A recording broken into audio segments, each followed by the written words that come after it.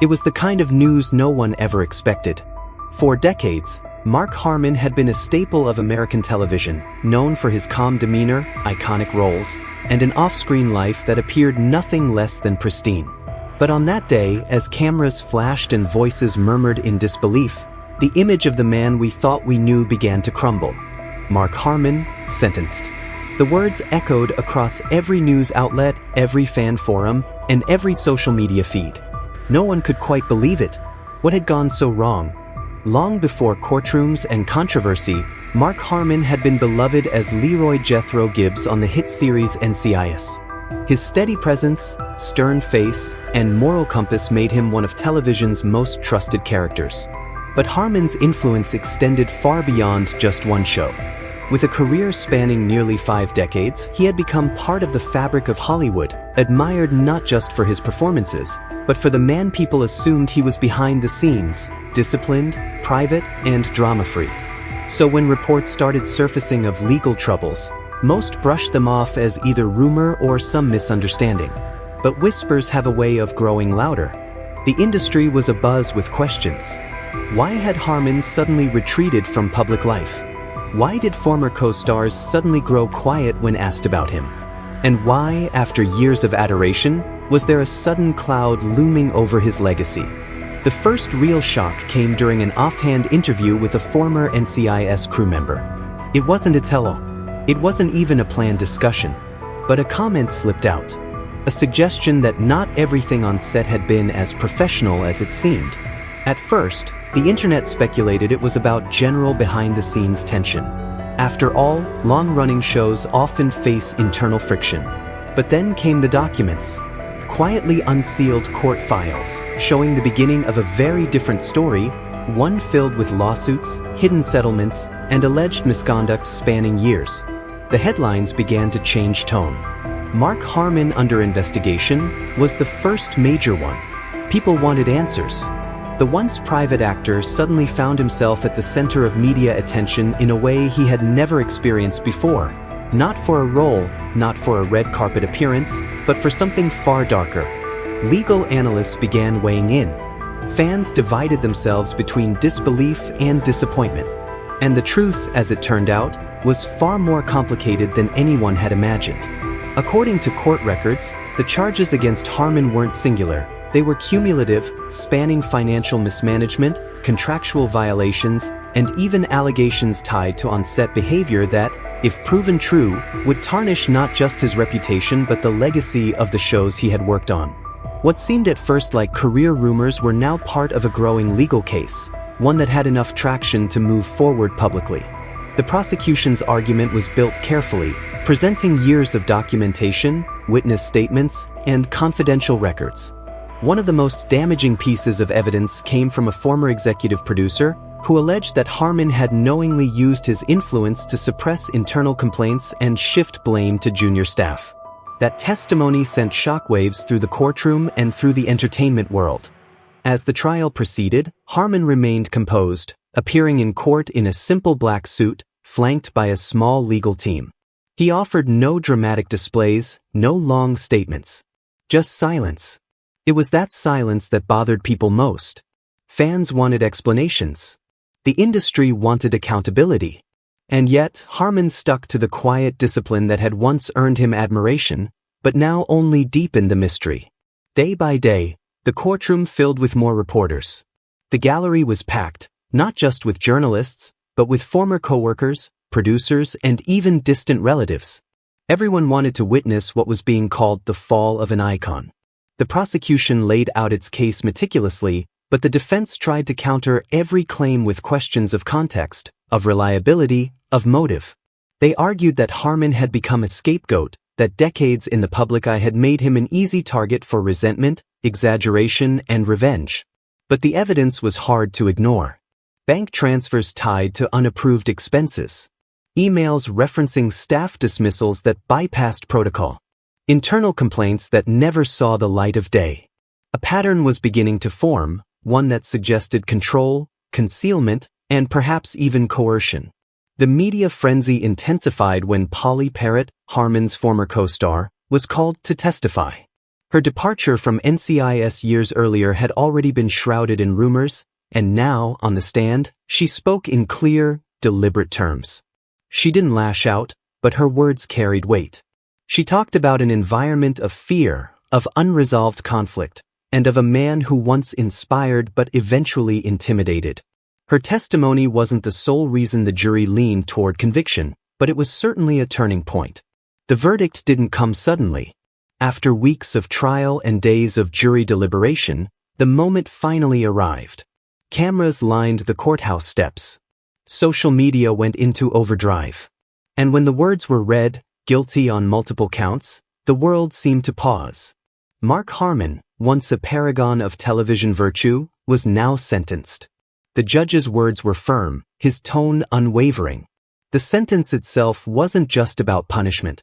It was about making a statement that no amount of fame or legacy could place someone above accountability. Harmon was sentenced to 5 years, with eligibility for parole after 3, but the legal consequences were only part of the story. Because what followed was a wave of fallout that would reshape everything around him. His shows, his fan base, his professional connections, and even how we remember the roles he once played. The entertainment industry reacted swiftly. Networks issued carefully worded statements, distancing themselves from the controversy while still acknowledging Harmon's past contributions. Syndicated reruns of NCIS began disappearing from certain channels. Contracts were reviewed. Production houses reassessed their internal protocols. It was more than just one man's fall. It triggered a broader reckoning, especially for long-running shows where the power dynamics between stars and production staff had often gone unquestioned for years. For longtime fans, the emotional impact was devastating. Some clung to disbelief, hoping that an appeal might overturn the ruling or that new evidence would emerge to cast doubt on the conviction. Others felt betrayed, wondering how they had spent years admiring someone who, behind closed doors, may have allowed darker behaviors to flourish. Fan forums that once overflowed with trivia and admiration now buzzed with arguments, theories, and grief. And quietly, across the internet, tribute videos began disappearing. Blogs were archived. The digital footprint of Mark Harmon slowly began to fade. But the most powerful response came not from the networks or the courts, but from those who had worked alongside him, many of whom were now speaking publicly for the first time. Directors, assistant producers, costume designers, stunt coordinators, people whose names had rarely been known beyond the end credits. Their testimonies painted a nuanced portrait of Harmon, not as a villain, but as a man who had once inspired loyalty, only to grow distant, rigid, and ultimately dismissive of voices that dared question him. Some described a man trapped by his own image. After years of playing characters with unshakable moral codes, Harmon had perhaps internalized the belief that he could do no wrong. Others noted how the pressures of fame and creative control seemed to harden him over time. According to them, the Mark Harmon of the early 2000s was very different from the one who stood on set a decade later, less approachable, more demanding, and increasingly insulated from criticism. Meanwhile, inside the prison walls where Harmon began serving his sentence, there were no special privileges. The world outside might have known him as a Hollywood legend, but inside he was just another inmate. His first days were reportedly quiet. No visitors. No media interviews. He declined all press inquiries and issued no public apology. Perhaps he was waiting for the appeals process, or perhaps he had accepted the reality he now faced. Speculation about a tell-all memoir began swirling almost immediately. Publishers were rumored to be offering lucrative deals. Some claimed Harmon was already jotting down his thoughts, not as a defense, but as an account of how a career that once sparkled had unraveled so publicly. Still, no official word came from his team. No book. No statement. Just silence. In Hollywood, time moves quickly. New stars emerge, new scandals dominate the headlines. But some stories linger, etched into the cultural memory by their sheer contrast, how someone so beloved could fall so far. Mark Harmon's story became a cautionary tale, one that producers and actors alike cited when discussing the need for transparency, accountability, and ethical leadership behind the scenes. And yet, for every person who turned their back on Harmon's legacy, there were those who continued to defend him. Former castmates who remembered moments of mentorship. Fans who felt the legal system had overreached. Even fellow actors who, though silent during the trial, later hinted in interviews that the full truth may never be known. These voices weren't loud, but they persisted, reminding the world that stories are rarely black and white. What made the entire saga even more complex was Harmon's refusal to fight back in the media. No interviews. No rebuttals. No dramatic outbursts. Just a man who, after decades of commanding the spotlight, now chose to retreat into the shadows. Whether it was out of guilt, strategy, or exhaustion, no one could say for sure. But the absence of his voice left a void, one that people rushed to fill with opinions, assumptions, and conjecture. As months passed, the entertainment world slowly adjusted. New actors stepped into lead roles once thought inseparable from Harmon's legacy. NCIS continued in some international markets with disclaimers. Spin-offs emerged with entirely fresh casts. A new generation of viewers, many unaware of the show's complicated past, began rediscovering it through streaming platforms, often unaware that the face they saw leading each episode had become one of the industry's most controversial figures. For the people who had worked with Harmon, the sentence offered a strange kind of closure. Some felt justice had finally been served. Others still wrestled with conflicting memories, of good moments, of generosity, of leadership that had once uplifted them. Human beings are complex, and Harmon, despite the trial, remained just that, a man with flaws, with strengths, with decisions that led to a fall he may never recover from. Behind the scenes, efforts were made to reconcile the damage. Some of the individuals who had come forward during the trial used their platform to push for better protection for crew members on long-running shows. Advocacy groups emerged to support whistleblowers in the entertainment industry. And for the first time, the illusion that a spotless reputation could be a substitute for real accountability was thoroughly shattered. Still, the question that lingered wasn't just what Mark Harmon had done, but why. How had someone with so much to lose, with such a respected position in the industry, allowed things to spiral out of control? Some pointed to ego, others to fear, and some to the simple truth that unchecked power, no matter how well earned, can become dangerous when left unchallenged. Years after his sentencing, Mark Harmon's name still triggers strong reactions. Documentaries were proposed. Podcasts dissected the case from every angle. College media classes began using his story as a case study in the rise and fall of celebrity personas. Some called it a tragedy. Others called it justice. But no one could ignore it. He had once been a household name, an American icon, the face of justice on TV. Now, he was a cautionary footnote in Hollywood history. His image no longer adorned posters or DVD box sets. His legacy, once clear, was now complicated, debated, and deeply fractured. And as the world moved on, so did the people who once knew him best, carrying with them stories, memories, and unresolved emotions about the man who, for better or worse, had left an indelible mark on their lives. Years passed, and the media cycle shifted to newer stars, fresher controversies, and modern cultural battles. Yet, like a ghost, Mark Harmon's story would re-emerge now and then, on anniversaries of his sentencing, during retrospectives of NCIS, or when someone involved in the original show gave a cryptic quote or made an emotional reflection. Each resurgence reopened old debates, reigniting arguments about guilt, redemption, and the limits of personal legacy. Inside the prison where Harmon served his sentence, his life remained quiet. Those who worked at the facility described him as reserved, polite, even distant. He kept mostly to himself, reading, sometimes writing, occasionally participating in counseling programs. His celebrity status, though acknowledged, didn't shield him from the daily routines and responsibilities of incarceration. If anything, it made his isolation more complete. Inmates recognized him, sure, but they weren't fans. They were men with their own stories, their own regrets. To them, Harmon wasn't Gibbs. He was just another man doing time.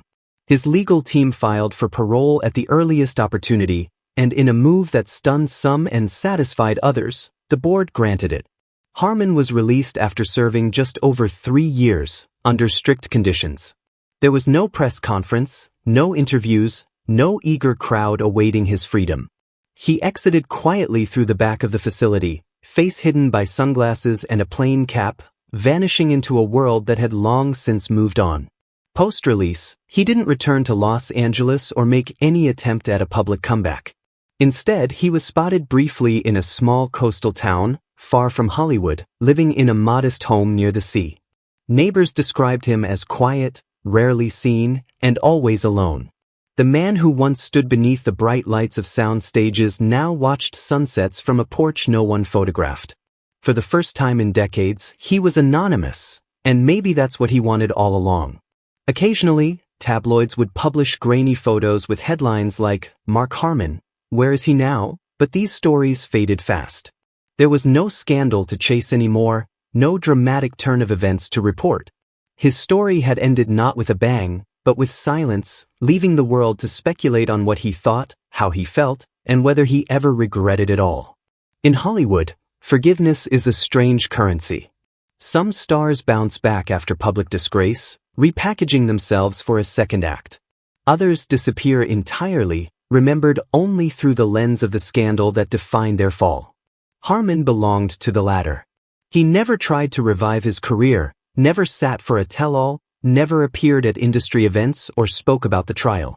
In an era driven by confession and apology tours, his silence was both unsettling and oddly consistent. He had always been a private man. Even in disgrace, he stayed true to that. The legacy of NCIS was forever altered. While the show continued in some iterations, reboots and spin-offs distanced themselves from the original storylines, avoiding any mention of Gibbs or Harmon. Fans who rewatched the early seasons did so with a strange mix of nostalgia and discomfort, reminded at every scene of what had once been and what had come after. Younger fans who discovered the series years later often did so without knowledge of the controversy. For them, Gibbs was just a character, a fictional figure from a bygone era of network television.